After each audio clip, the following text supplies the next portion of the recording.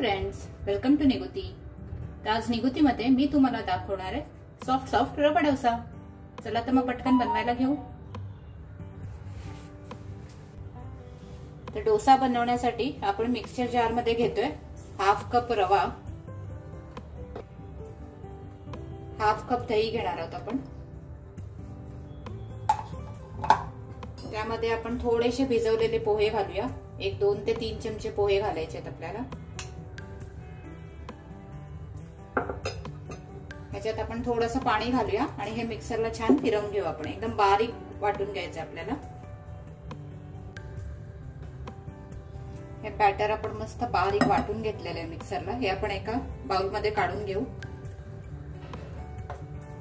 Batter असं घट्ट जर असेल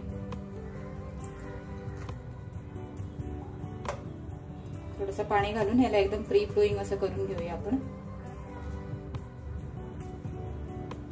आपलं बॅटर या कन्सिस्टन्सीला आलं पाहिजे।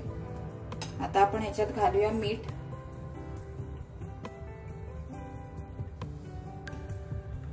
आणि हे व्यवस्थित असं मिक्स करून एक 10 मिनिटं ह्याला झाकून ठेवूया, कारण रवा आपला छान फुलेल ह्याच्यात।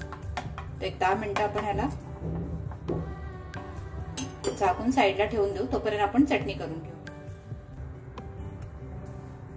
तर चटणी बनवण्यासाठी इथे आपण घेतलेलं आहे खोबरं, ओला नारळ किसून घेतलेलं आहे, एक 3 हिरव्या मिरच्या घेतलेल्या आहेत, 2-3 लसणाच्या पाकळ्या, एक छोटंसं 1 इंच आलं घेतलेलं आहे, थोडे भाजलेले शेंगदाणे घेतले आहेत, त्याचबरोबर मी घेतलेली आहे थोडीशी कोथिंबीर।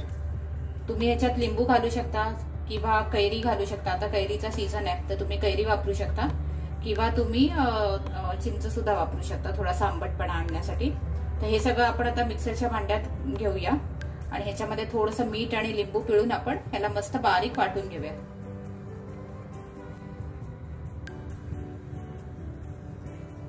तर तयार आहे आपली मस्त नारळाची चटणी। तुम्ही अशी पण ही चटणी खाऊ शकता किंवा ह्याला वरून थोडासा तडका देऊ शकता, राई आणि हिंगाचा, कढीपत्ता वगैरे घालून, तसंही चालते, किंवा तुम्ही अशी जरी खाल्ली तरी ही खूप टेस्टी लागते। चला तर मग आपण बाउल मध्ये काढून घेऊ आणि मग डोसे बनवायला घेऊ।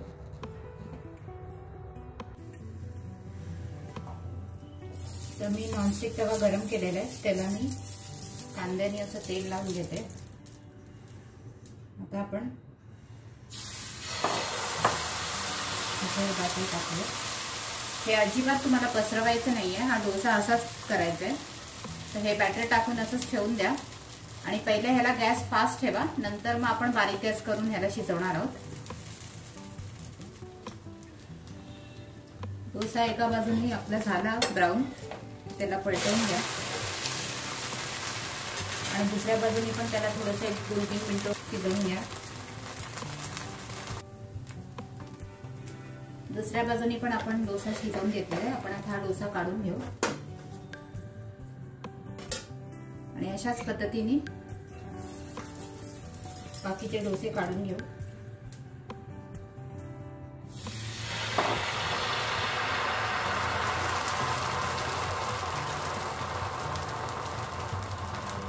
तर तयार आहेत आपले इन्स्टंट रवा डोसा।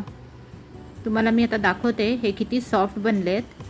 एकदम घावण्यासारखे बनतात हे आणि तोंडात ठेवताच विरघळतात। त्याचबरोबर हे तुम्ही चटणी बरोबर खा किंवा बटाट्याच्या भाजी बरोबर, हे तेवढेच टेस्टी लागतात। तर होप तुम्हाला माझी रेसिपी आवडली असेल आणि तुम्ही या व्हिडिओला लाईक कराल आणि माझ्या चॅनलला सबस्क्राईब कराल। आणि हां, केल्यानंतर कमेंट्स करायला विसरू नका, जेणेकरून मला कळेल की तुम्हाला माझी रेसिपी कशी वाटली ते। असंच नवनवीन रेसिपी करत आपण रोज भेटत राहू। थँक्यू।